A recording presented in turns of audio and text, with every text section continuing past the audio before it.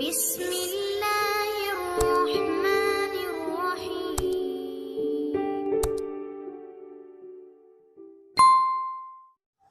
Hello every one, السلام علیکم، welcome to doctor اشبہ channel. کیسے آپ سب؟ امید کرتی ہوں سب ٹھیک ہوں گے۔ ویورس آج ہم آپ کو بتائیں گے سیفاسپین اور میگازیم کے سرپ کے حوالے سے کہ ان دونوں کو ہم کس طرح یوز کرتے ہیں اور ان دونوں میں ڈفرینس کیا ہے، ان دونوں میں اچھا کون سا ہے، مطلب کہ ہمیں کون سا زیادہ یوز کرنا چاہیے۔ دونوں کی جو فارمولا ہے وہ سیم ہے، آپ دیکھ سکتے ہیں دونوں پاؤڈر ٹائپ کے ہوتے ہیں جنہیں بنانا ہوتا ہے، لیکن ویورس آج ہم آپ کو بتائیں گے کہ ان کو ہم کس طرح یوز کرتے ہیں اور ان دونوں میں سے کون سا ہمیں یوز کرنا چاہیے اپنے بچوں کے لیے۔ ویورس ہم آپ کو کمپلیٹ بتائیں گے، لیکن اس سے پہلے اگر آپ ہمارے چینل پہ نیو ہے ویورس چینل کو سبسکرائب کیجیے، ویڈیو کو لائک کیجیے، اپنے سے بھی شیئر کیا کریں تاکہ ہماری ہر نیو ویڈیو کی نوٹیفیکیشن سب سے پہلے آپ کے پاس آئے۔ چلیے آپ کا زیادہ ٹائم ویسٹ نہیں کرتے اور بتاتے ہیں آپ کو اس سرپ کے حوالے سے کہ اس کو آپ نے کیسے یوز کرنا ہے۔ ٹھیک ہے ویورس، سیفاسپین سرپ کا استعمال۔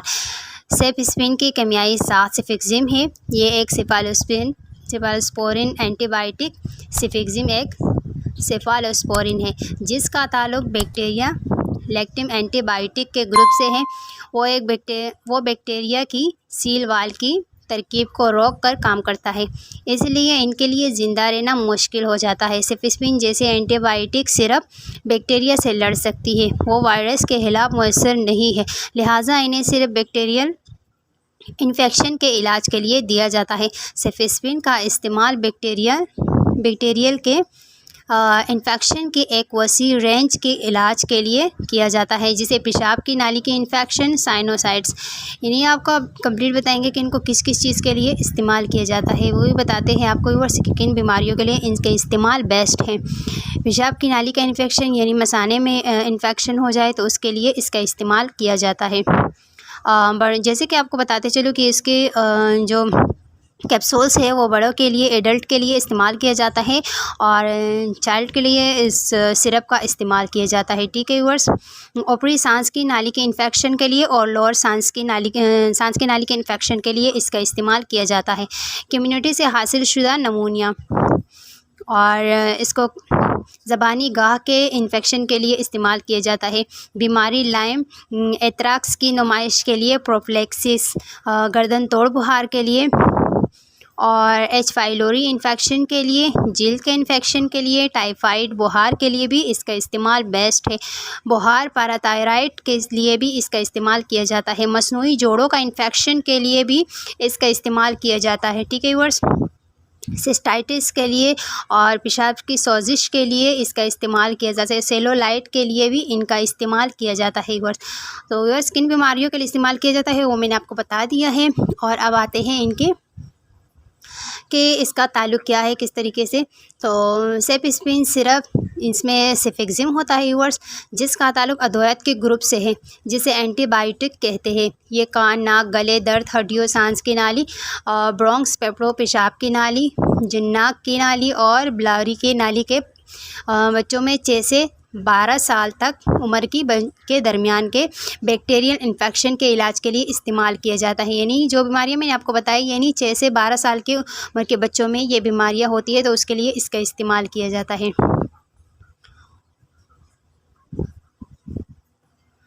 ویورس آپ کو یہ بتاتے چلے کہ جو سیفاسپین سرپ ہے کہ جو پریگننٹ پیشنٹ ہے، فیمیل ہے، حاملہ پیشنٹ کے لیے کیا اسے استعمال کرنا چاہیے، تو یہ بھی آپ کو بتاتے چلیں گے۔ اور دودھ پلانے والی ماں کے لیے اگر آپ حاملہ ہیں تو سیفاسپین کا استعمال نہ کریں جب تک کہ آپ کے ڈاکٹر سے ایسے نہ کہیں، یہ آپ کے بچے کی صحت کو متاثر کر سکتا ہے۔ اور دودھ پلانے والی ماؤں کو اسے لینے سے پہلے صحت کی دیکھ بھال فراہم کرنے والے سب سے مشورہ کرنا چاہیے، یعنی ڈاکٹر سے مشورہ کرنا ضروری ہے۔ جو مائیں دودھ پلاتی ہیں ان کے لیے بیسٹ ہے کہ وہ اپنے ڈاکٹر سے پوچھیں، اور جو پیشنٹ جو لیڈیز پریگننٹ ہے اس کے لیے بھی اس کا استعمال منع ہے۔ اور یہ بچے کے لیے کہ چھوٹا سا بیبی ہوتا ہے تو اس کے لیے یہ بیسٹ نہیں ہے اس کا استعمال، تو اپنے ڈاکٹر سے پوچھ کر ہر سرپ ہو، انجیکشن ہو، کوئی بھی چیز ہو ایسی، تو آپ اپنے ڈاکٹر سے پوچھ کر ہی وہ سپلیمنٹ جو ہے وہ استعمال کیا کریں۔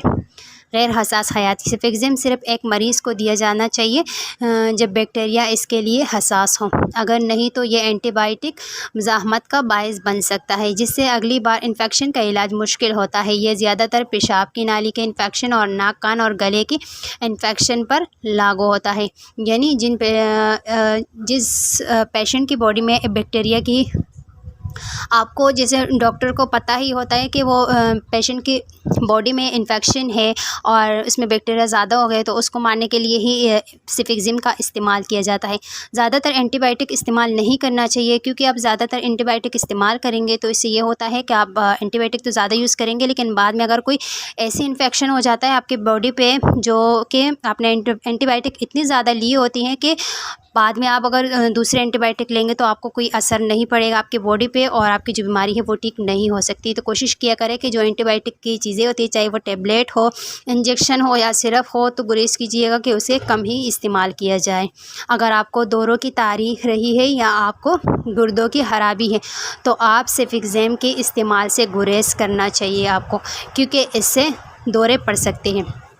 ویورز، یہ چھوٹی سی انفارمیشن امید کرتی ہوں آپ کو اچھی لگی ہوگی، اور میں نے آپ کو ہر چیز کے بارے میں اچھے طریقے سے بتا دیا ہے کہ آپ نے اس کو کس طریقے سے استعمال کرنا ہے اور کن چیزوں کے لیے اس کا استعمال کیا جاتا ہے۔ اور بس دوسری بات یہ کہ میٹابولزم اور منشیات کا اخراج جب یہ کسی بیماری کی وجہ سے مؤثر طریقے سے کام نہیں کرتا تو یہ آپ کے جسم میں دوا کے جمع ہونے کا سبب بن سکتا ہے، جس کے نتیجے میں شدید منفی اثرات مرتب ہوتے ہیں۔ تو اب آپ کو یہ بتاتے چلے کہ اس کو ہم سسپینشن کو ہم کیسے لیتے ہیں، کیسے لینا چاہیے۔ آپ کھانے کے ساتھ یا اس کے بغیر سسپینشن صرف لے سکتے ہیں، یعنی کھانے کے بعد ہی اسے لیا جاتا ہے۔ چاہے بڑوں کے لیے کیپسول کا استعمال کیا جاتا ہے جو دن میں ایک ہی کیپسول لیا جاتا ہے، اور اس سرپ کا یہ ہے کہ یہ بھی دن میں ایک یوز کیا جاتا ہے، لیکن زیادہ تر بچوں کی کنڈیشن اتنی خراب ہوتی ہے کہ اسے 2 بھی لینے پڑتے ہیں، ٹھیک ہے بس۔